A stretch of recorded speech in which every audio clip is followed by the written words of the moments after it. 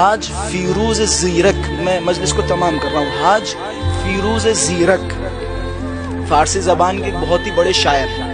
ان کے اندازے کے لیے اگر میں ایک جملہ کہہ دوں تو ماشاءاللہ سے آپ سب کے سب سمجھ جائیں گے کہ ان کا مرتبہ کیا ہے۔ میر انیس کو جانتے ہیں؟ بس یہ سمجھیے یہ فارسی زبان کے میر انیس ہیں، آپ سمجھ گئے۔ اگر میر انیس کے مرتبے سے واقف ہوں گے تو آپ حاج فیروز زیرک کو سمجھ گئے۔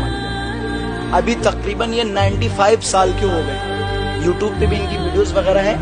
ان کی میموری چلی گئی ہے، کچھ بھی انہیں یاد نہیں ہے، اپنے بیٹوں کے نام کچھ بھی نہیں یاد، بس انہیں مجلس میں لایا جاتا ہے، ان کے منہ سے صرف یہ سنا جاتا ہے حسین حسین، ان کے منہ سے صرف یہی نکلتا ہے۔ سب کچھ بھول گئے لیکن اپنے ارباب کا نام نہیں بھولے، صرف حسین کا نام یاد ہے۔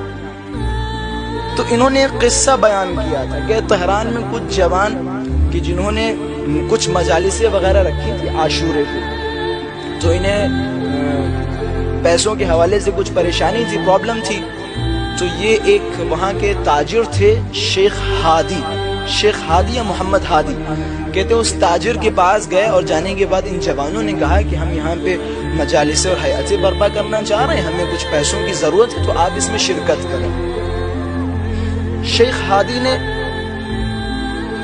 ایک اپنا چیک جو ہوتا ہے وہ چیک ان جوانوں کے ہاتھ میں رکھا کہ اس میں اماؤنٹ لکھو کتنا چاہیے۔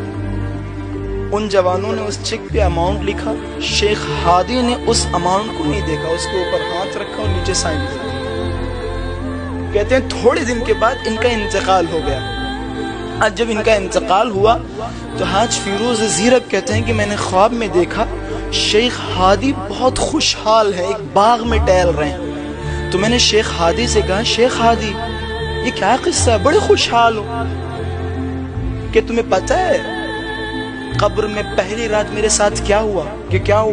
کہ تمہیں یاد ہے میں نے کچھ جوانوں کو ایک چیک پہ سائن کیا تھا اس کے اوپر ہاتھ رکھ کے کہ ہاں، کہ قبر میں میرے ساتھ بھی کچھ ایسا ہی ہوا کہ جب میں پہلی رات قبر میں گیا تو میں بڑا پریشان تھا، حیران تھا، کروں کیا کروں۔